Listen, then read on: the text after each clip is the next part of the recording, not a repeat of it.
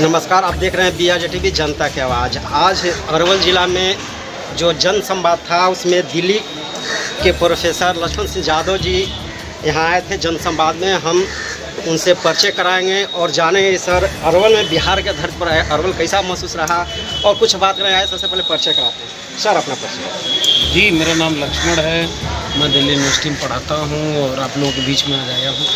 Sir Bihar में आकर के सर जो अरवल धरती है सर कैसा महसूस रहा? नहीं, देखिए अरवल के बारे में तो एक तो बिहार अपने आप में महात्मा बुद्ध से लेकर कर्पूरी ठाकुर, लोहिया, जेपी और उसके बाद खासकर अरवल जिसमें बाबू जगदेव प्रसाद जी के बारे में जो हम लोग पढ़ते थे, सीखते थे उनसे, आज उनकी ज़मीन पर आकर के गौरवान्वित महसूस हो रहा है कि ये संघर्षों की ज़मीन है। जातिगत उत्पीड़न, सामंती अन्याय जितने भी तरह के हो सकते थे वो सब झेलते हुए कैसे एक शहर, एक ज़िला, एक इलाका मजबूती से उठ करके खड़ा होता है। और मैं शुरू में ही आज जब बातचीत कर रहा था जनसंवाद में तो मैंने ऐसे ही बोला कि भाई अब तो ऐसा नहीं होता, तो लोगों ने कहा हिम्मत ही नहीं है। जो जातिगत उत्पीड़न, हिंसा, दमन ये सब होता था। तो संघर्षों की ज़मीन है अरवल और त्याग व समर्पण की ज़मीन है, तो मैं बहुत गौरवान्वित हूँ। सर कुछ लोग बात करते हैं कि बिहार के लोग, जैसे बिहार से लोग बाहर जाते हैं, दिल्ली वाले या मध्य प्रदेश, यूपी वाले, वहाँ कहते हैं कि बिहार के लोग दूसरे ढंग के हैं। उन लोगों को क्या आप समझ करें? नहीं, ये तो देखिए मानसिक रूप से एक मनोवैज्ञानिक सवाल है कि भाई ये किस तरह का आप छवि बनाते हैं किसी इलाके के लोग। ऐसा कुछ भी नहीं है। बिहार को लेकर के जो छवि बना दी गई है, देखिए मैं कहता हूँ ना कि मैं भोजपुरी इलाके का आता हूँ, बिहार को भी कहा जाता है भोजपुरी, जबकि यहाँ कितनी बोलियाँ भाषा, मगही है, मैथिली है, तमाम तरह की है। लेकिन बिहार की छवि कैसे भोजपुरी, तो एक ख़राब सी भोजपुरी बोल करके सिनेमा में या हर जगह मजाक बनाया जाता था। यहाँ के नेताओं को मजाक बनाएंगे, यहाँ के लोगों को मजाक बनाएंगे। ये इसलिए होता था क्योंकि यहाँ का जो संघर्ष था, यहाँ जो लोग लड़ाई लड़ रहे थे वो संविधान बचाने की लड़ाई थी, जन संघर्ष का ज़मीन रहा है, बिहार जन आंदोलन की ज़मीन रहा है। तो उसको देखने की बजाय जो छवियाँ बना दी गई बिहार के लोगों को लेकर, ये बहुत विरूपित छवि है, मानसिक रूप से बेहद संदेहास्पद है। ऐसी छवियों की बात करना सर नहीं मानता। अभी सर देखा गया देश में, भारत में, कि कहीं दलितों के सर घोड़ी पर नहीं चढ़ने दिया जाता है या मूछ रखने पर हत्या कर दिया जाता है। हम जैसे लोगों की जिम्मेदारी ये है कि भारत के संविधान के आधार पर इस देश के नौजवानों को, इस देश के परिवारों को ये कहा जाए कि भाई अपने देश के नौजवानों का भविष्य बचाओ, उनको दंगाई बनने से बचाओ। पहले बात। दूसरी बात कि अगर आपके लिए लड़ने का, सड़क पर उतरने का कोई संघर्ष है ना, तो अपनी नौकरी के लिए उतरो, अपनी शिक्षा के लिए उतरो, इस देश के संविधान को बचाने के लिए उतरो। प्राइवेट हाथों में पूरे देश को बेचा जा रहा है, उसके खिलाफ जन आंदोलन करते हुए उतरो। ये लड़ाई है इस समय देश की, ये सबसे महत्वपूर्ण लड़ाई है।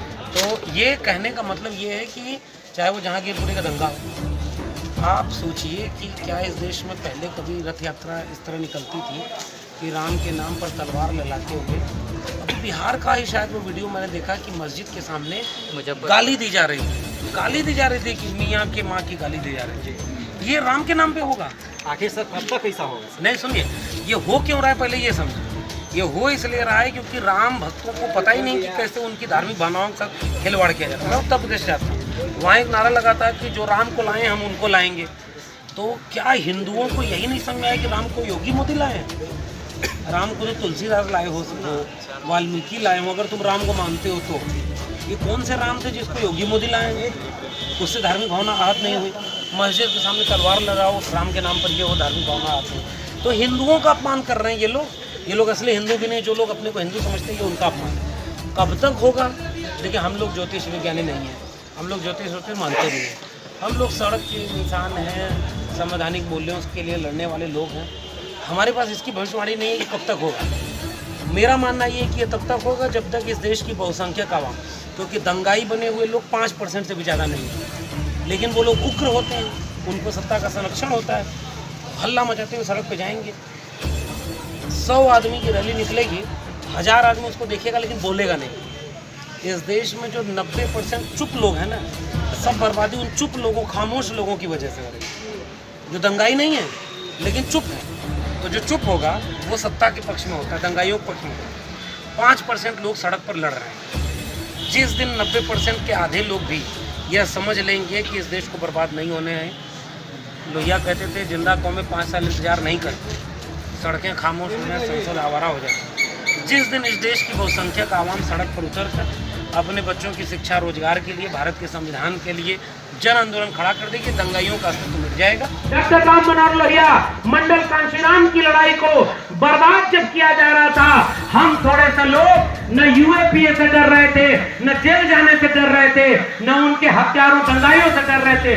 आंख में आंख डाल करके कह रहे थे ये हिंदू राष्ट्र न कभी बना था, न कभी बना है और न हमारे रहते बनना होगा।